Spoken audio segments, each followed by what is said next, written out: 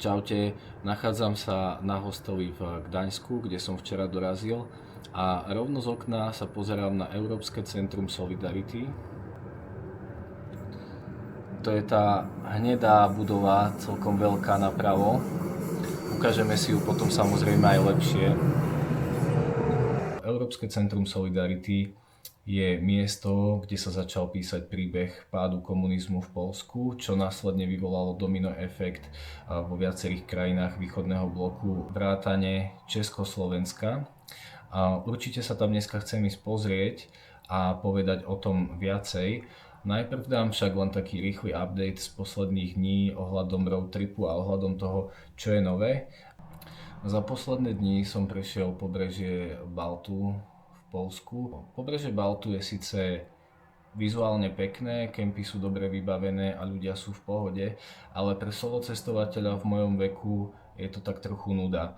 A je to skôr destinácia pre rodiny s deťmi, starších ľudí, seniorov, dôchodcov. V podstate ja to vnímam ako taký tutoriál na road trip, ktorý som si absolvoval. Ono tutoriály väčšinou nezvyknú byť úplne tá najlepšia časť a je to skôr o tom sa do toho dostať, naučiť sa základy, naučiť sa mechaniky a potom ísť ďalej.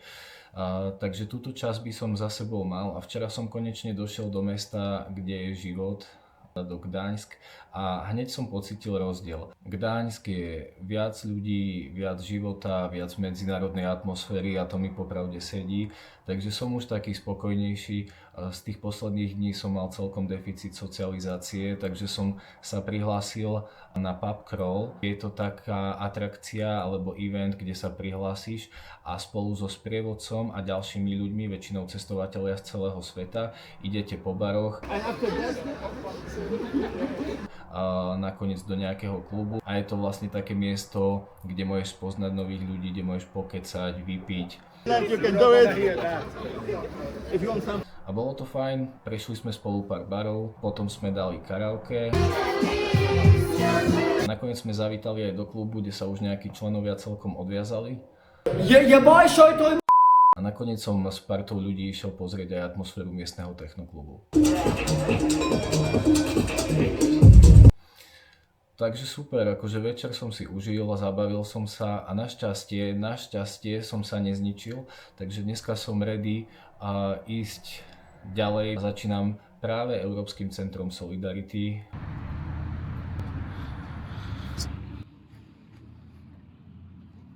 Tu je to Európske centrum socializácie, konsolidácie, Solidarity. Ten alkohol sa trošku podpísal a cítim, že musím s tým niečo spraviť, musím to nejak rozprúdiť tú energiu. Pustil som si nejaké hity, ale neviem, či to bude stačiť. Musím si dať k tomu proste nejaké kardio alebo nejaký pohyb.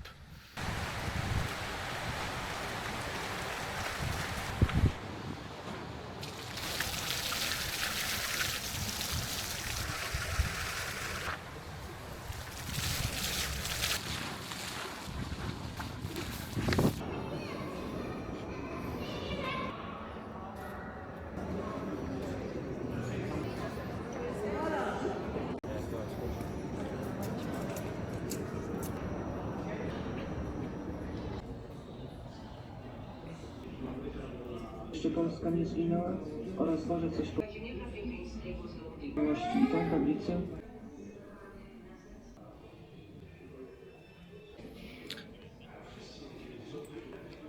Tu za mnou je papamobil a musím povedať, že ako nemá žiadnu crazy výbavu a rozmýšľal som, čo keby pápež proste používal G-Wagon.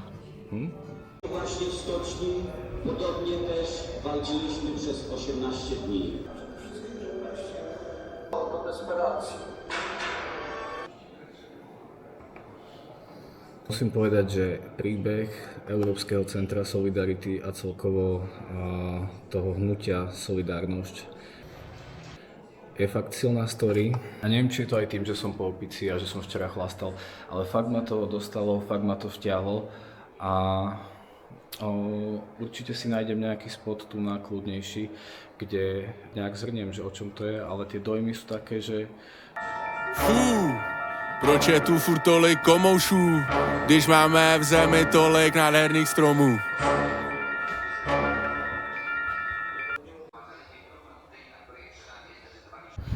Tak a už som na streche Európskeho centra Solidarnosti.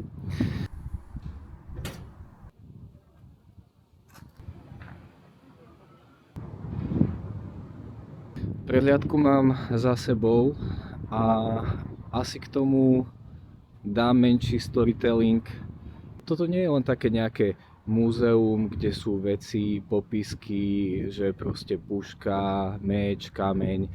Toto je miesto, ktoré hovorí príbeh o tom, prečo dnes žijeme v takom režime, v akom žijeme a prečo je naša realita relatívne dobrá v týchto končinách a v tomto zemepisnom priestore. Ide o to, že po druhej svetovej vojne v Poľsku mal vplyv komunizmus, teda bol tu nastolený komunizmus. Ľuďom sa nežilo veľmi dobre. Pracovali tvrdo, peňazí mali málo, ceny potravín stále rástli a neboli s tým úplne spokojní. Začali sa postupne búriť a kto začal ako prvý protestovať, boli práve robotníci v lodeniciach v Gdyni a v Gdaňsku. Začali proti režimu celkom masívne protestovať. Komunistický režim tieto protesty potlačil dosť rázne a aj agresívne. Neobyšlo sa to bez obetí na životoch. Ako taký príklad praktík, ktoré režim proti v podstate svojim ľuďom používal, je táto bunda 20-ročného chalana robotníka z Gdyne, ktorý bol súčasťou tých protestov a tá bunda je prestrelaná. Je to fakt akože kúsok, ktorý mal vtedy na sebe. Tento odpor komunistického režimu však formovanie hnutia Solidarita nezastavil. Práve naopak celkom ich v tom podporil a v roku 1980 malo hnutie Solidarita už 10 miliónov členov.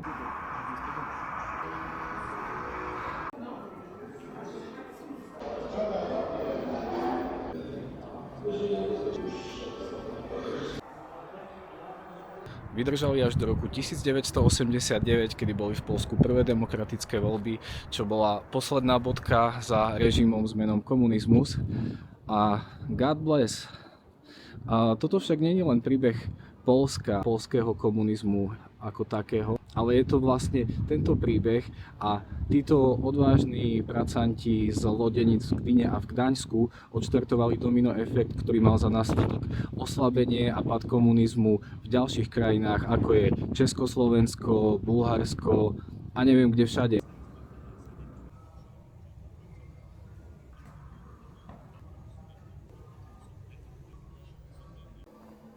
Tento príbeh je inak zaujímavý aj na individuálnej úrovni. Konkrétne ma zaujala postava Lech Voznaň alebo familiárne Lešek, ktorý bol na čele hnutia Solidarity a neskôr sa stal aj poľským prezidentom a dostal Nobelovú cenu za mier.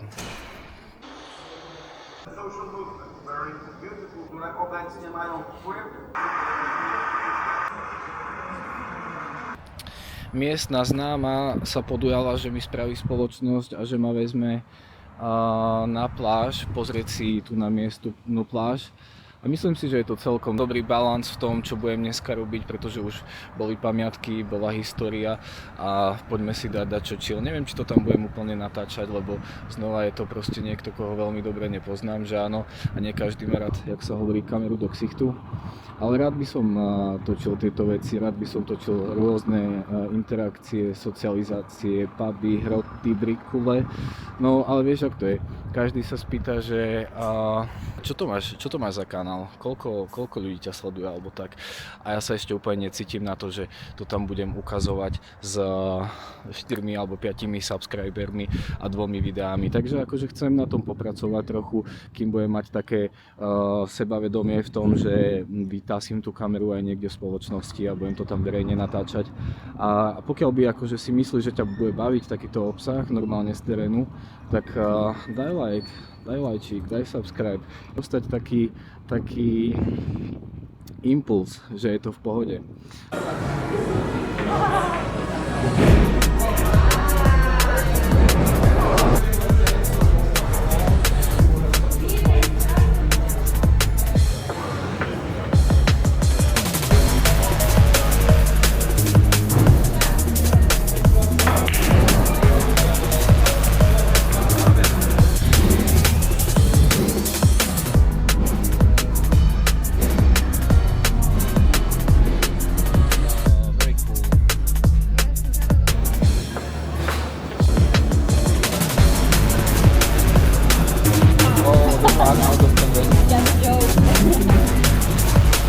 7 subscribers. Hello 7 subscribers.